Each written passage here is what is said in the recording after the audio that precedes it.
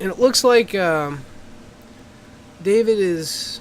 Looks like David finally figured out what he wants to do. It looks like he had more than what I said, so he's probably going to be bringing in Supreme Verdict or Spell Pierces.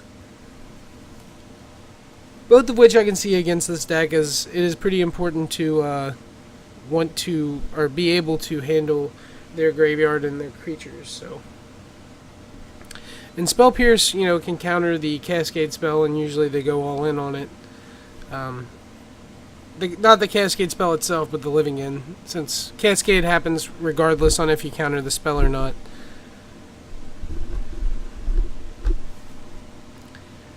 And I believe David will be on the play this game.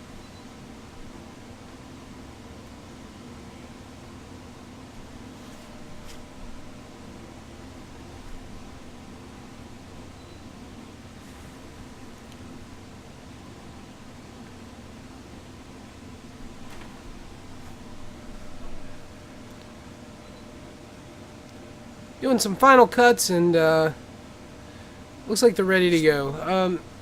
I've not really had a chance to play with the Living In deck. I've seen it played a bunch, and I know the cards that go in it, and I know how it works.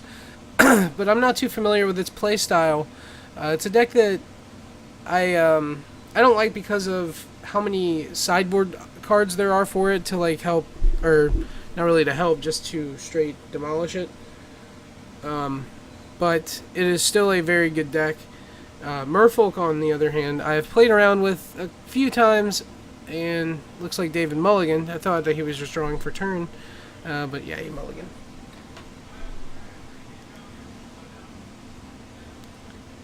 So David's once again on the mulligan train, not exactly where he wants to be. He is now mulligan 3 times in the match, and we are only in game 2. This isn't really what you want to see happen, as you would much rather see both players start with 7 and their 7s both be great.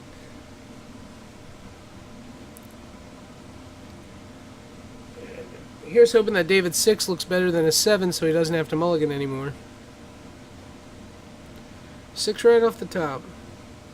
Looks like not a Hercules Recall, maybe a Lord of Atlantis, and he is going to mulligan. He is frustrated. He's probably not frustrated, actually. David Black is somebody that I have actually don't think I've ever seen really get mad. I'm sure he's gotten upset at the shop, and I just haven't been able to see it. But actually, anytime I've ever seen David, he always has a smile on his face, and that's what you like to see. Even when you have something, and trust me, I understand that mulliganing is as frustrating as can be. But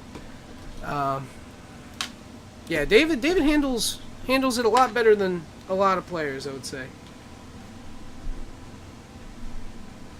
So yeah, we have 36 players today. 36 big ones.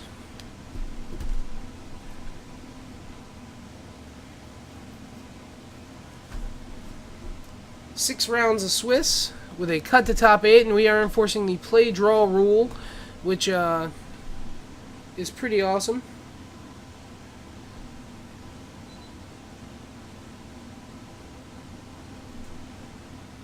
And David's looking at his 5 and thinking about it. He's not sure. He really doesn't want to have to mulligan again, so I think he's going to keep it.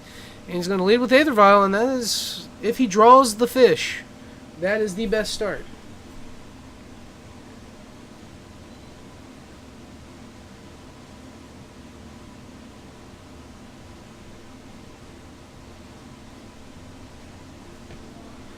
And David's going to draw for turn after charging up his Aether Vial, and he might just attack with Immutable. No, he's going to Spreading Seas. Let's see if he draws the card this time.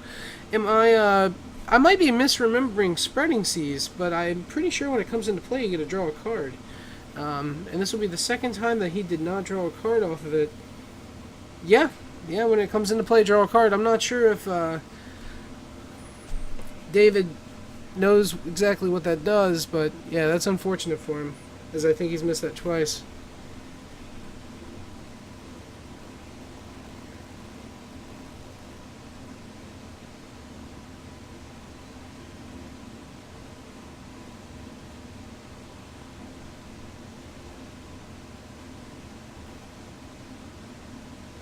Flooded Strand's going to come down for David after he flashes in a Curse Catcher at the end of Tom's turn. And he's going to animate Mutavault and attack for 3. And he's going to take it. It looks like David did not move his counter up from 1, so he might have another 1 drop in his hand. He's going to go ahead and crack the Flooded Strand to get what I would imagine is a Hallowed Fountain. To get his access to his white. He might just get an island though, so he's going to go down to 17 life.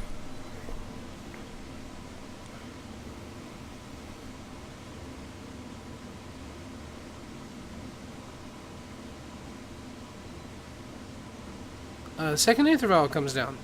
So now he can move the first Aether Vial up to 2 and the second one down.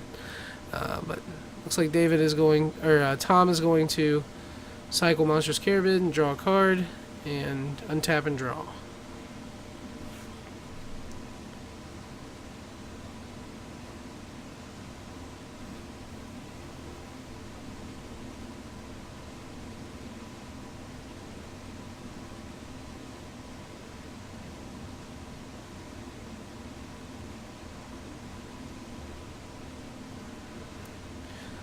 If Tom taps out to try to cascade, David does get to get him with a Curse Catcher, and also just have a Curse Catcher come back.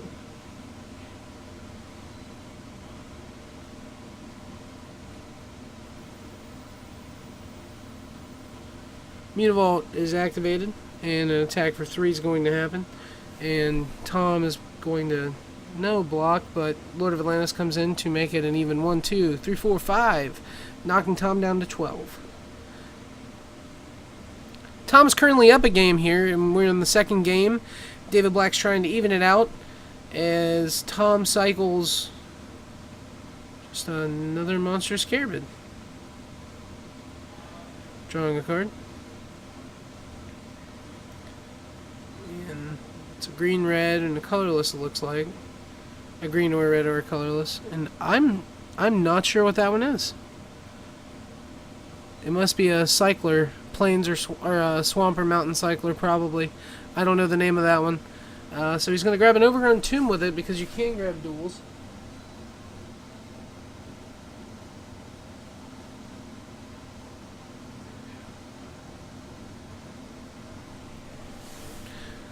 Looks like I was incorrect, and he did draw a card off the Spreading Seas this time.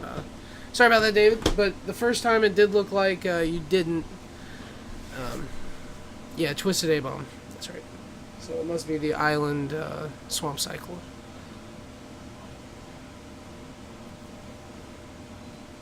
Here's a good somebody.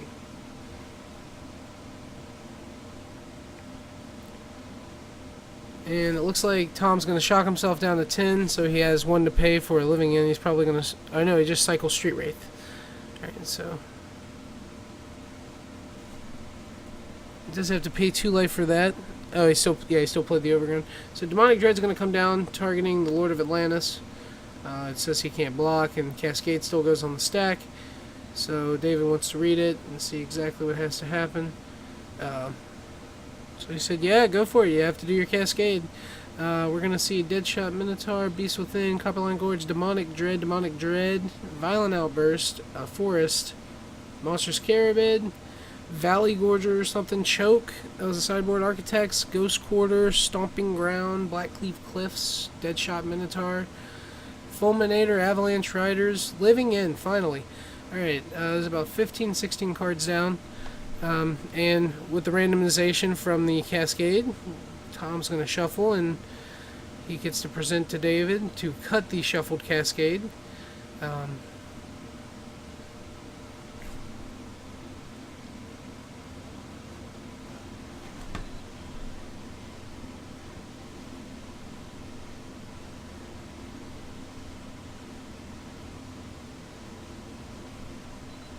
Alright.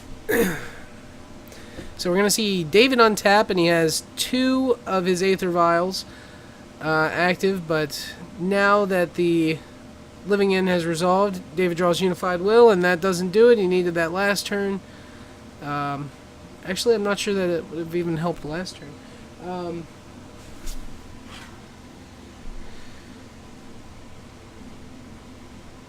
And Tom Perry gets that one 2-0. And what we're going to need to do, since I can do this, is I'm going to get Carter to come over because I believe that he watched the game. And while he does that, I'm going to see what kind of giveaways we can do and stuff like that. And see also who won the door prizes for this round, as we're giving away old booster packs and stuff, and that's always awesome.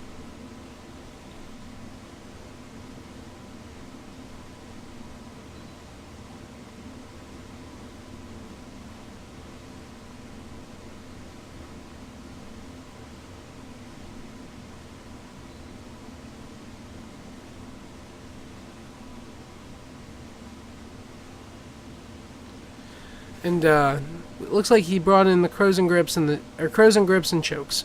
So he did bring in the Crows and Grips for the Spreading Seas. I guess he did see Spreading Seas, so the Naturalized Effect was definitely worth it. David brought in what I believe is Relic, yeah, Rest in Peace, 2 Unified Wills, and maybe Spell Pierce, but maybe not.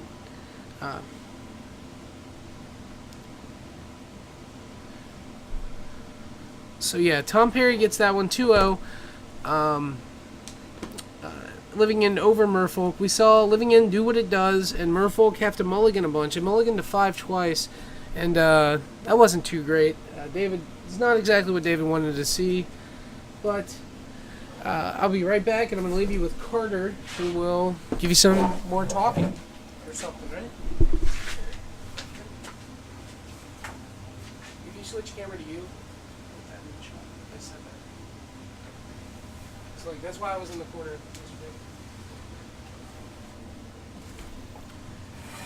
Alright, so hello guys. Chill here for a bit. Yeah, I was watching a bunch of that game, and it was really rough to mulligan as many times as David did.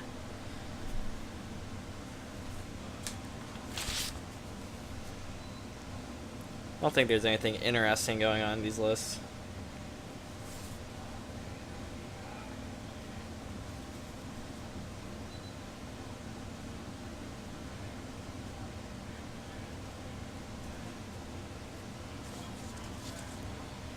Yeah, so it looks like it's going to be 6 rounds. It's pretty...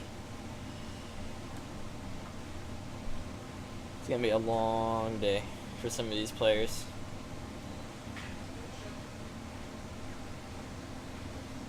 I'm not sure if we'll be able to get another match on camera for you guys. See what we can do about that.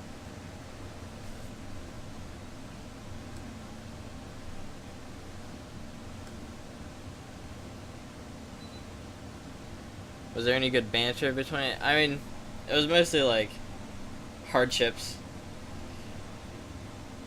Because it obviously sucks to just mulligan as many times as David did.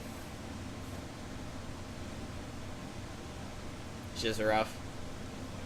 I don't necessarily know how if the matchup is that good to begin with, but mulliganing that many times doesn't help either.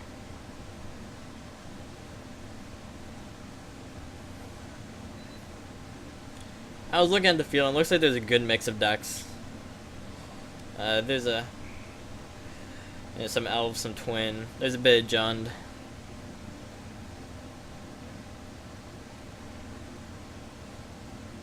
There's actually a lot of elves over there, which is interesting. It's a deck that's picked up here in the area.